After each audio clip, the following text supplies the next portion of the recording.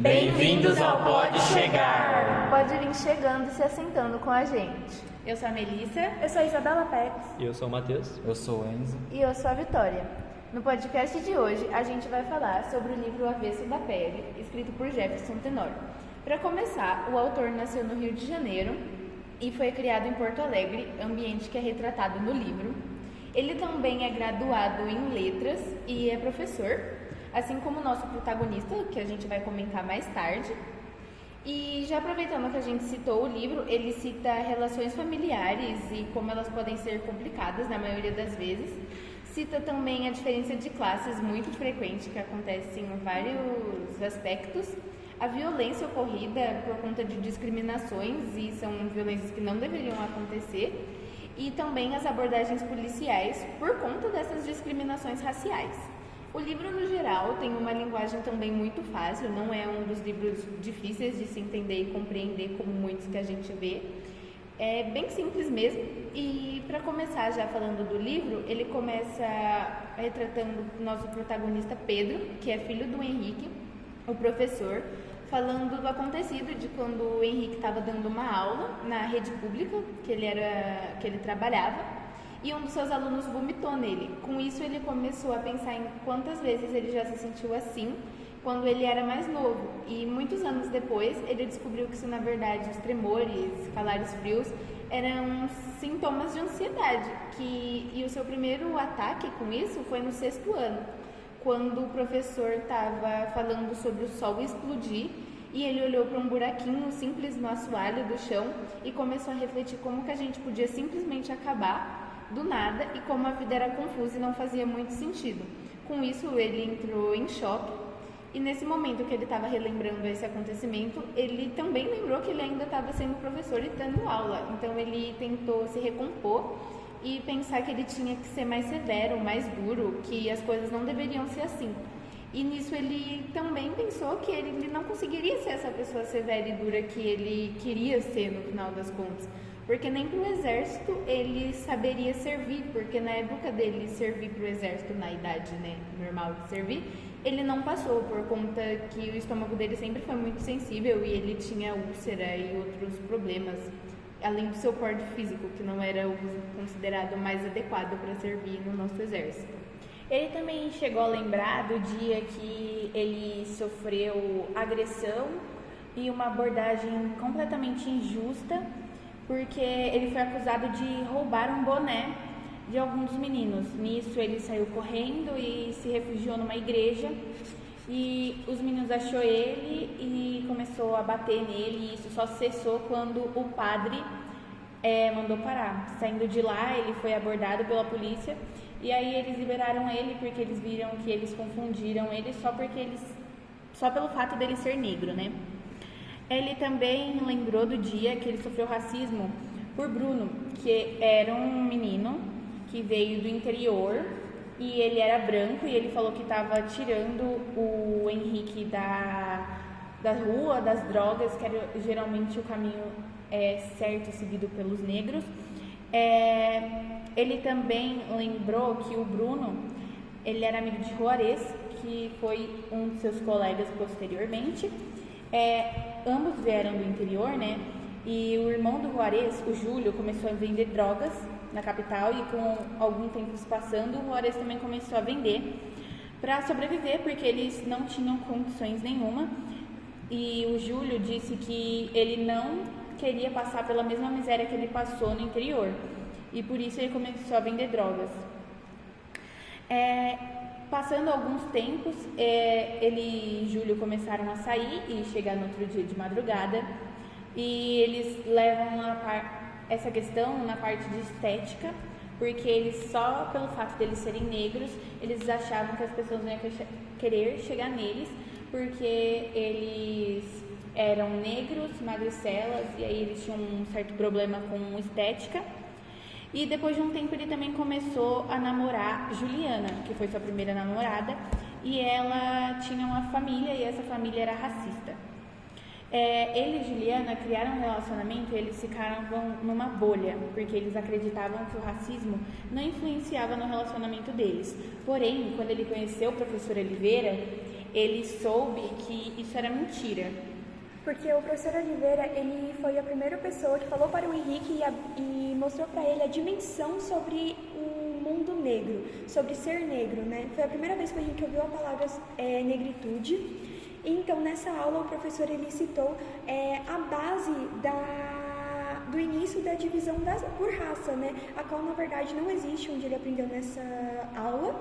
E aí ele citou alguns nomes importantes, como Linneu, Johann Blumenbach, Arthur de Gabineu. O Carl Linneu, ele era um botânico, zoólogo e médico sueco que dividiu a humanidade em laços de acordo com a origem e com a cor da pele, o sistema binominal, que é separado pelas espécies. E aí temos o Johann Blumenbach, a qual ele é um antropólogo e zoólogo alemão. Ele definiu a humanidade em variedade nativa, a raridade naturais da humanidade. Ele propôs 5 raças humanas e colocou os brancos e os amarelos, os negros e os vermelhos. Ele dividiu assim a sociedade. Ele também citou o Arthur de Gobineau, que é o José Arthur de Gobineau, mais conhecido como Arthur de Gobineau, foi um diplomata, escritor e filósofo francês. A sua tese era que a questão da etnia seria responsável pelo declínio de civilizações que iriam florescer.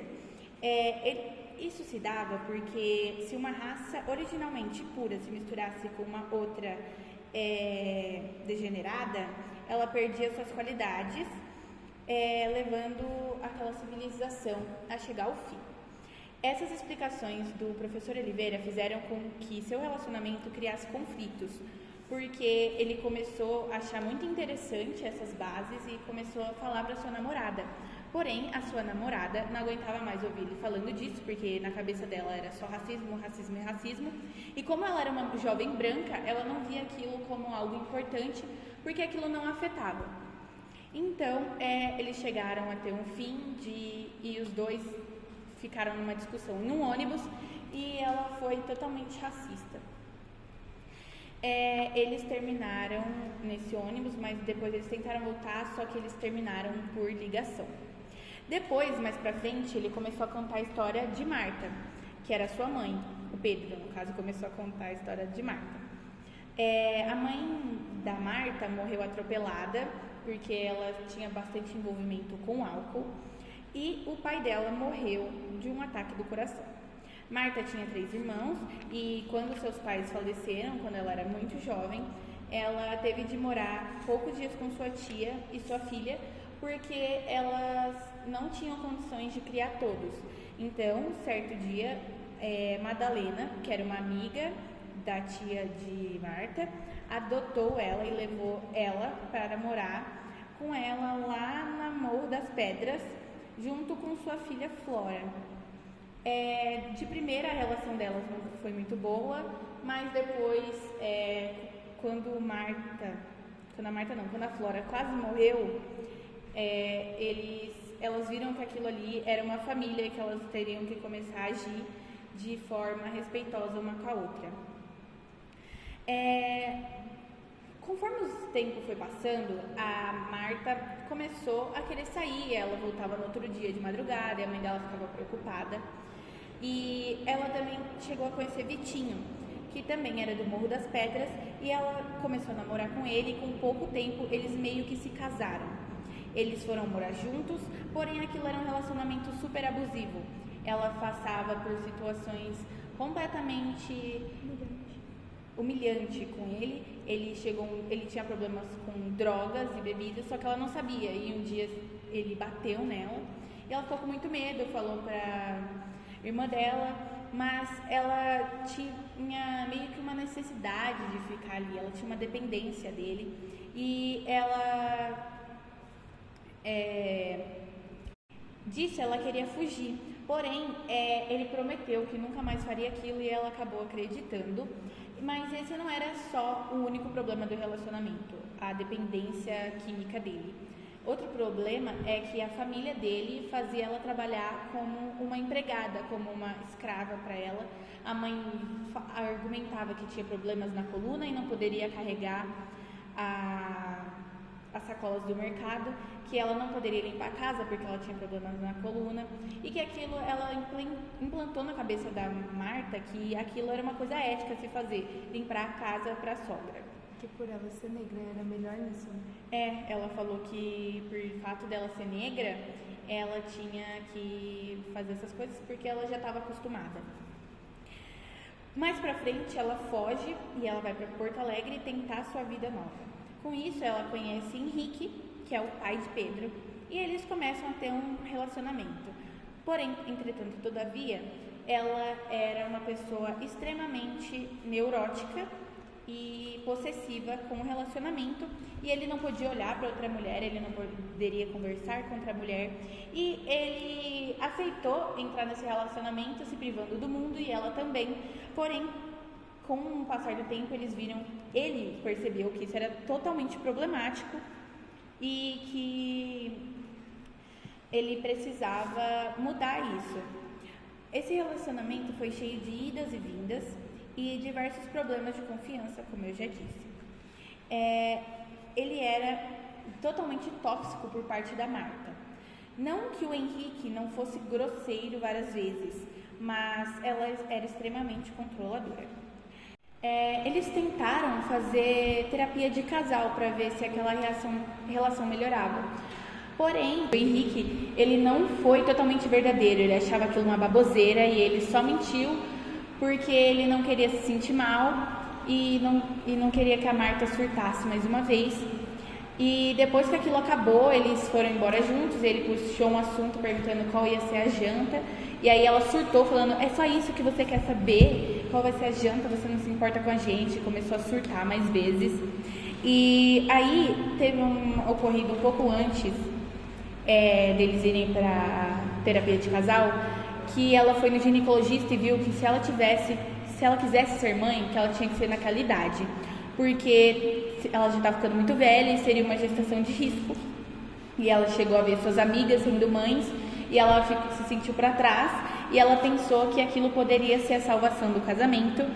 Porém, só gerou mais conflitos porque o Pedro não queria, mas depois ele foi aceitando, mas com isso ela ficou mais possessiva e controladora.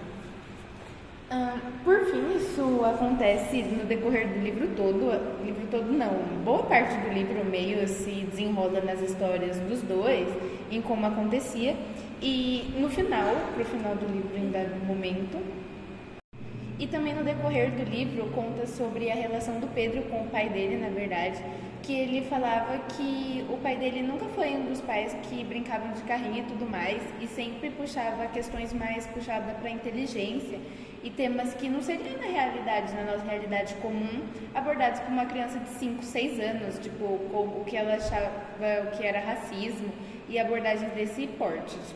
Mas com o tempo foi crescendo e o Pedro nunca foi próximo do seu pai, mas eles conversavam, tinham uma relação tecnicamente, relativamente, boa, mas Pedro também retrata no livro que em certo ponto ele ia contar sobre o seu namoro, e esse namoro é retratado no livro várias vezes. E esse relacionamento nem chega a ser um relacionamento, na verdade, e o nome dessa menina era Sahariene, meus perdões, mas não chegou tanto assim a ser um relacionamento. E esse teste não, né? Essa tentativa de relacionamento não deu certo, porque em determinado momento ele foi na casa dela, porque eles eram amigos, querendo ou não, e a relação dele com os pais dela era bem boa, na verdade. Ele almoçava, fazia tempo, assistiam filmes juntos, né?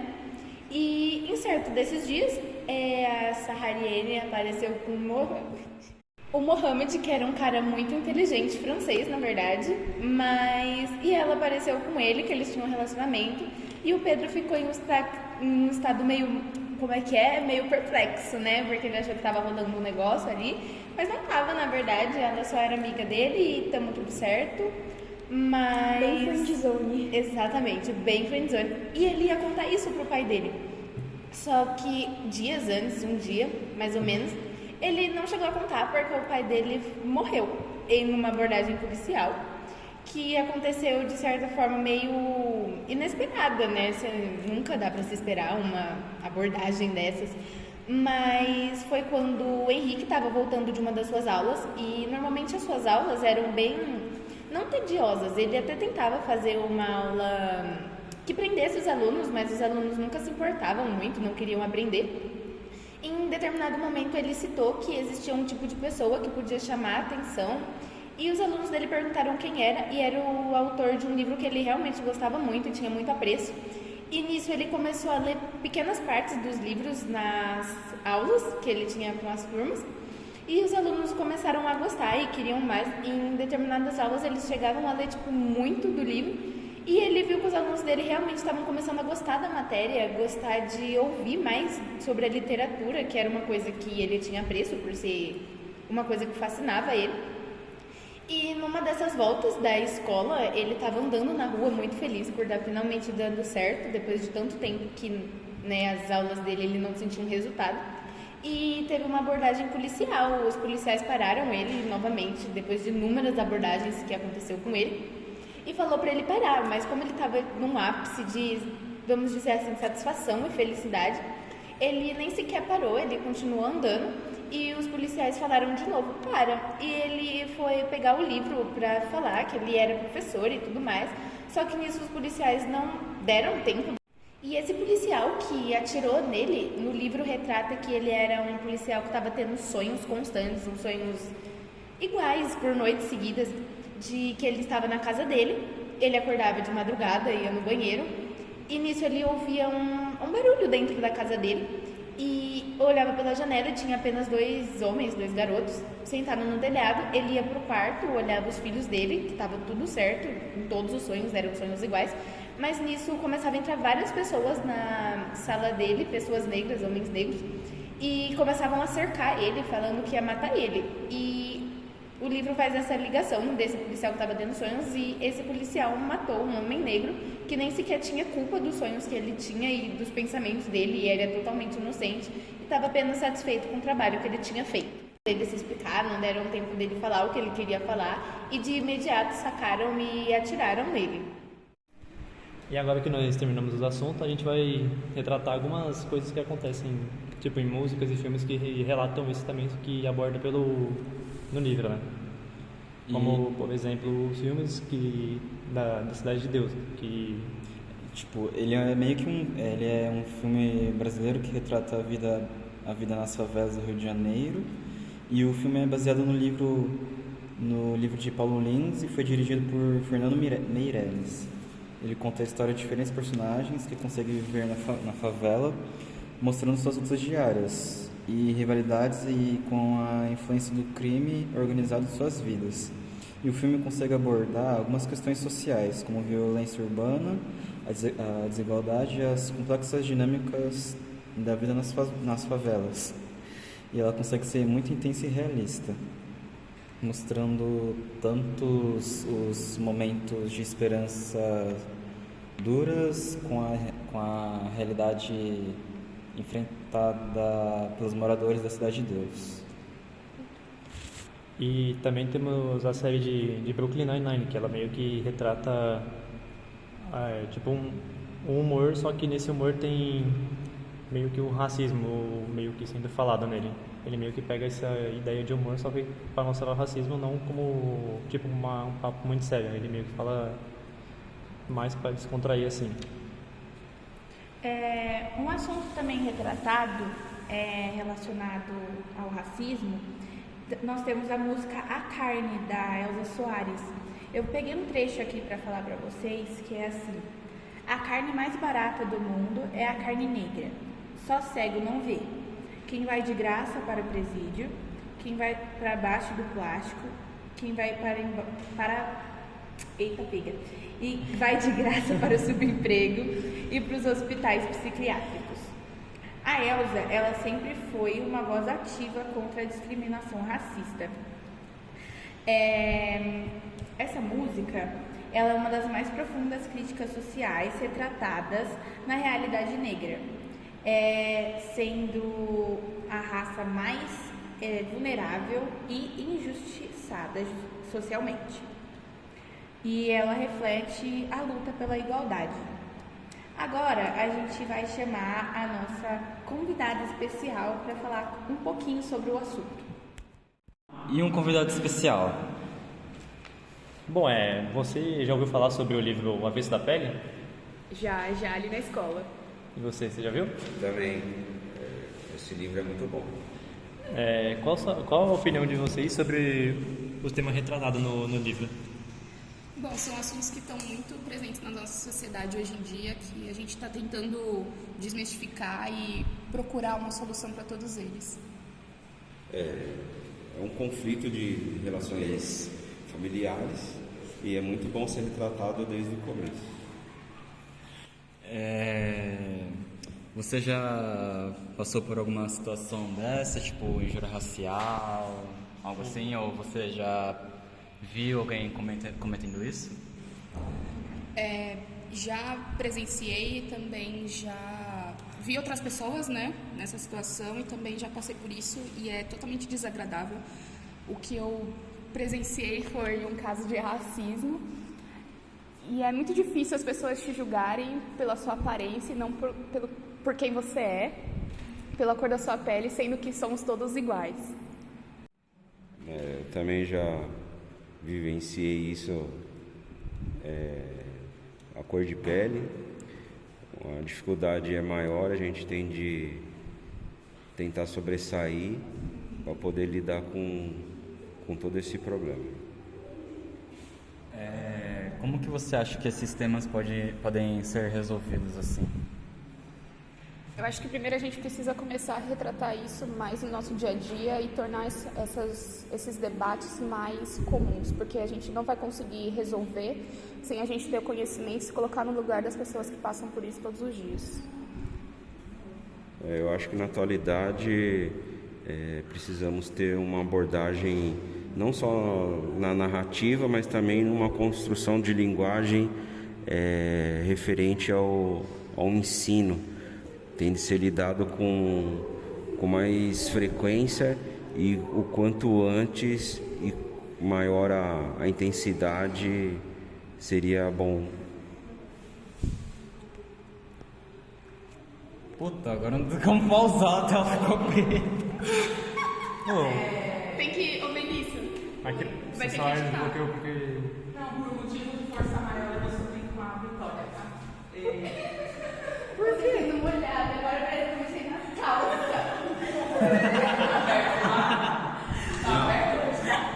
O que aconteceu? O celular bloqueou, então vou pausar. Tem que falar o nome. E com isso a gente tem que agradecer as nossas participações especiais, como a Poliana e o Rogério. Vocês têm alguma coisa para falar sobre essa entrevista? Só agradecer a oportunidade de estar aqui e parabéns pelo debate. Parabéns pela iniciativa. E isso foi tudo aqui do nosso Pode Chegar. Eu espero que vocês tenham gostado. E é isso, até a próxima.